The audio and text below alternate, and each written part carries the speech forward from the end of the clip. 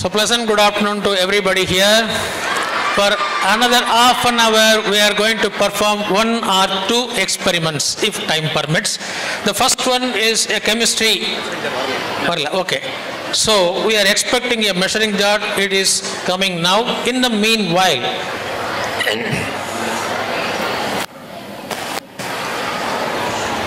see, the point is to understand science, especially in physics. It's better to go to a laboratory and use the sophisticated instruments. Fine. அப்போ நீங்கள் என்ன sir சொல்கிறீங்க, science கான்செப்ட்லாம் புரிஞ்சுக்கணும் அப்படின்னா ரொம்ப costly equipments, laboratory இன்ஸ்ட்ருமெண்ட்ஸ்லாம் இருந்தால் தான் புரிஞ்சிக்க முடியுமா சார்?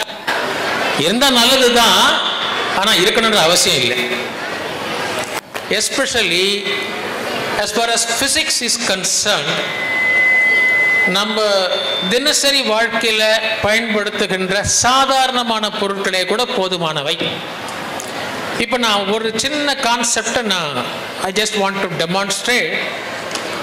இது உங்களுக்கு என்ன நல்லவா தெரியும், கூல் ட்ரிங்க் ஸ்ட்ரா. இந்த கூல் ட்ரிங்க் ஸ்ட்ராவை நம்ம எதுக்கு பயன்படுத்துகிறோம்? பேர் நானே சொல்லிட்டேன், கூல் ட்ரிங்க் தண்ணிங்கெல்லாம் குடிக்கிறதுக்கு பயன்படுத்துகிறோம். அவ்வளோதான் நம்ம நினைக்கிறோம். ஆனால் இதை தாண்டி ஒரு பிசிக்ஸ் கான்செப்டை புரிஞ்சுக்கிறதுக்கு கூட இதை பயன்படுத்தலாம். எப்படி? நான் சும்மா ஊதி பார்க்குறேன், காற்று மட்டும்தான் வருது, வேற ஒன்றும் இல்லை. இது காற்று, வேற ஒன்றும் இல்லை. இது ஒரு சின்ன மாற்றம் செய்யலான்னு நினைக்கிறேன். என்ன பண்ண போகிறேன், ஏதாவது ஒரு முனையை இந்த கை விரல்களால் அழுத்தி சப்பையாக்கி ஃப்ளாட்டன் பண்ணிடுங்க. ஃப்ளாட்டன் பண்ணிட்டு சிசர்ஸ், கத்திரிக்கோல் எடுத்து இந்த சின்ன கட் குட்டித்த பிறகு இப்போ ஊதி பாருங்க.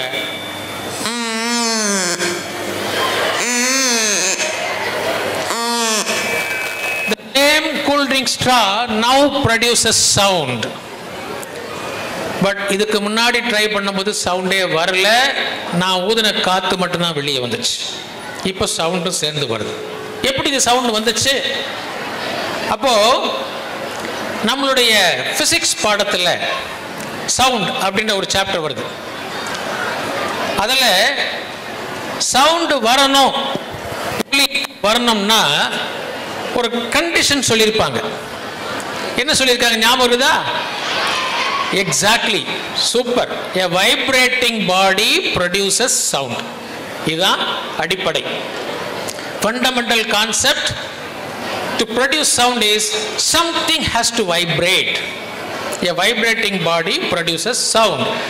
ஆரம்பத்தில் it was just like a tube, அவ்வளோதான். நான் ஊதின காற்று வெளியே போச்சு, அவ்வளோதான். வைப்ரேட் பண்ணுறதுக்கு அங்கே ஒன்றும் இல்லை. ஆனால் இந்த மாதிரி ரெண்டு பக்கம் கட் பண்ணிட்ட பிறகு பார்த்தீங்கன்னா ஒரு ரெண்டு ஜாஸ் மாதிரி இருக்கு, காடைகள் வாய்ப்பு நான் கொடுத்துட்டேன்.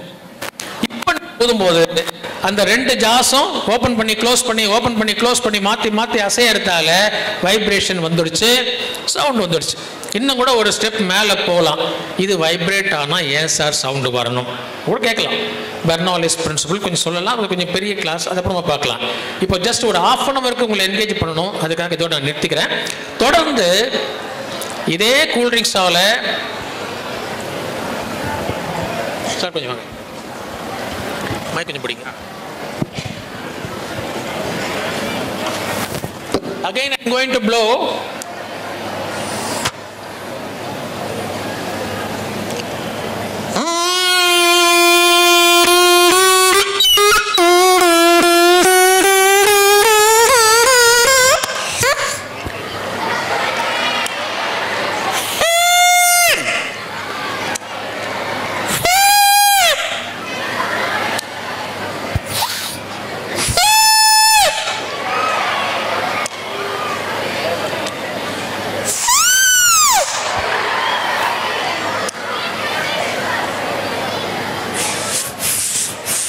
டிக்கெட் வாங்கிட்டாரு.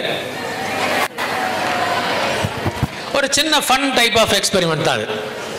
So first thing we understood how sound is produced using a cool drink straw. Something has to vibrate. Yes, I produced a vibrating mechanism. Sound is generated. Fine. Second, நான் என்ன பண்ணேன், நீங்க கவனிச்சீங்க, உங்ககிட்ட கேள்வி நான் கேட்கணும்.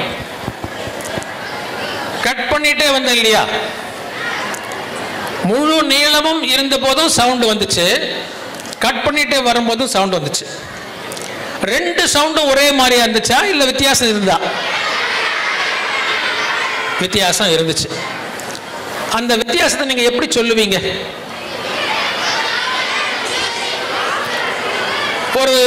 ஒரு சின்ன கம்பேரிசன் நான் சொல்றேன்.